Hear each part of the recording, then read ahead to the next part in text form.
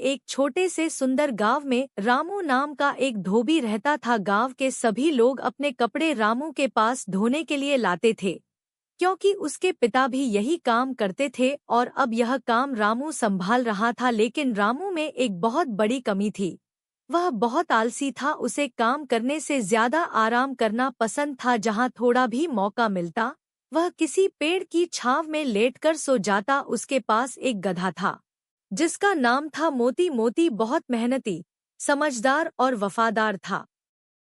वह रोज सुबह सुबह उठता, रामू के साथ नदी तक जाता, कपड़ों का भारी बोझ अपनी पीठ पर उठाता और बिना शिकायत किए दिन भर मेहनत करता। हर सुबह रामू गांव गांव जाकर लोगों के घरों से कपड़े इकट्ठा करता और उन्हें एक बड़ी गठरी में बांधकर मोती की पीठ पर लाद देता। बेचारा मोती भारी बोझ लेकर धीरे धीरे नदी तक चलता, जबकि रामू आराम से पीछे पीछे गुनगुनाते हुए चलता। नदी किनारे पहुंचते ही रामू दो चार कपड़े पानी में भिगोता और फिर किसी बड़े पेड़ के नीचे जाकर लेट जाता। कुछ ही देर में उसे नींद आ जाती और वह जोर जोर से खर्राटे लेने लगता। दूसरी ओर मोती घंटों तक खड़ा रहता, कभी धूप में, कभी पानी में, लेकिन उसके मन में अपने मालिक के लिए हमेशा वफादारी थी। एक दिन बहुत तेज गर्मी थी, सूरज सिर पर आग बरसा रहा था। रामू ने हमेशा की तरह कपड़ों की गठरी मोती की पीठ पर लादी और नदी किनारे पहुंच गया। उसने कुछ कपड़े पानी में डाले, हाथ मुंह धोया और फिर एक बड़े बरगद के पेड़ के नीचे जाकर लेट गया। कुछ ही पलों में वह गहरी नींद में सो गया। उसके खर्राटों की आवाज नदी किनारे गूंजने लगी। मोती यह सब देख रहा था। उसने मन ही मन सोचा, मैं हर दिन इतना काम करता हूँ, लेकिन मेरा मालिक सिर्फ आराम करता है। अगर इसे मेहनत की कीमत समझानी है तो मुझे कुछ करना होगा। तभी उसके दिमाग में एक चतुर योजना आई। वह धीरे धीरे नदी के पानी में उतर गया। उसकी पीठ पर कपड़ों की बड़ी गठरी थी। जैसे ही वह पानी में गया, कपड़े पानी सोखने लगे और उनका वजन बढ़ने लगा।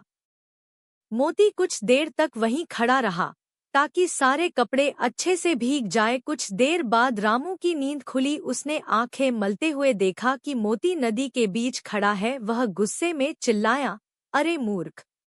रामू दौड़कर पानी के पास पहुंचा और गठरी उठाने की कोशिश की, लेकिन कपड़े इतने भारी हो चुके थे कि वह उन्हें हिला भी नहीं पाया। उसने पूरी ताकत लगाई, पसीना बहने लगा, सांस फूल गई, लेकिन गठरी उठी ही नहीं। मोती एक तरफ खड़ा यह सब देख रहा था और मन ही मन मुस्कुरा रहा था। रामू बड़ी मुश्किल से कपड़ों को बाहर निकाल पाया और किसी तरह उन्हें दोबारा बांधकर वापस गांव की ओर चल पड़ा। रास्ते में वह बार बार रुकता, पसीना पोंछता और बड़बड़ाता, आज तो जान ही निकल गई। लेकिन रामू को अभी भी अपनी गलती समझ नहीं आई। अगले दिन वह फिर वही करने लगा। सुबह कपड़े इकट्ठा किए, मोती की पीठ पर लादे और नदी पर पहुंचकर फिर पेड़ के नीचे जाकर सो गया। मोती ने सोचा, लगता है इसे एक बार और सबक देना पड़ेगा। इस बार वह फिर पानी में गया, लेकिन इस बार कपड़ों को और ज्यादा देर तक पानी में रखा। कपड़े पहले से भी ज्यादा भारी हो गए। जब रामू उठा और उसने गठरी उठाने की कोशिश की तो वह पूरी तरह थक गया। उसने पूरी ताकत लगा दी, लेकिन गठरी हिली तक नहीं। वह वहीं बैठ गया और हांफने लगा। उसी समय वहां से गांव का एक बूढ़ा किसान गुजर रहा था। उसने रामू को परेशान देखा और हंसते हुए बोला, क्या हुआ रामू? आज कपड़े इतने भारी क्यों लग रहे हैं? रामू ने गुस्से में कहा, मेरा गधा बहुत मूर्ख है। हर बार पानी में जाकर कपड़ों को और भारी कर देता है। किसान मुस्कुराया और बोला, मूर्ख तुम्हारा गधा नहीं, तुम हो। रामू हैरान होकर बोला, मैं? कैसे? किसान ने कहा, तुम्हारा गधा रोज मेहनत करता है और तुम हर दिन पेड़ के नीचे सोते रहते हो। शायद वह तुम्हें यह समझाना चाहता है कि मेहनत क्या होती है। जब मालिक अपना कर्तव्य भूल जाता है, तब कभी कभी जानवर भी उसे सबक सिखा देते हैं। किसान की बात रामू के दिल में उतर गई। उसे अपने व्यवहार पर शर्म आने लगी। उसने पहली बार महसूस किया कि मोती हर दिन कितना बोझ उठाता है, कितनी मेहनत करता है, और उसने कभी उसकी तकलीफ को समझने की कोशिश ही नहीं की। रामू धीरे धीरे मोती के पास गया, उसने प्यार से उसके सिर पर हाथ फेरा और बोला, मुझे माफ कर दो दोस्त।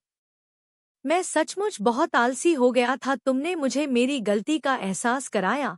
मोती ने जैसे अपनी आंखों से उसे माफ कर दिया। उस दिन के बाद रामू पूरी तरह बदल गया।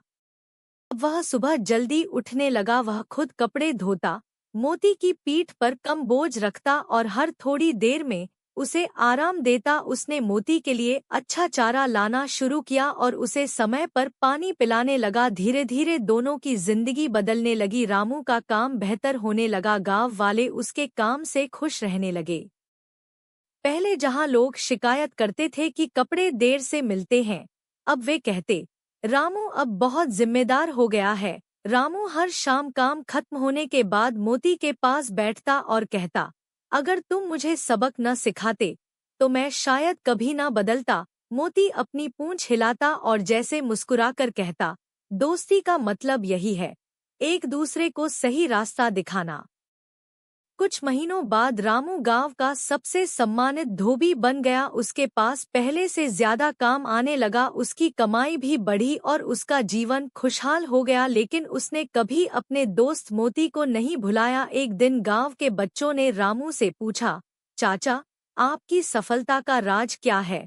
रामू मुस्कुराया, मोती की ओर देखा और बोला, मेरी सफलता का राज यह गधा है, जिसने मुझे सिखाया कि मेहनत, जिम्मेदारी और ईमानदारी ही जीवन की असली ताकत है। यह सुनकर सभी बच्चे हंस पड़े, लेकिन उनके दिल में यह बात बैठ गई और मोती, वह गर्व से सिर ऊंचा करके खड़ा था, जैसे कह रहा हो, कभी कभी सबसे बड़ा शिक्षक वही होता है जिसे लोग साधारण समझते हैं।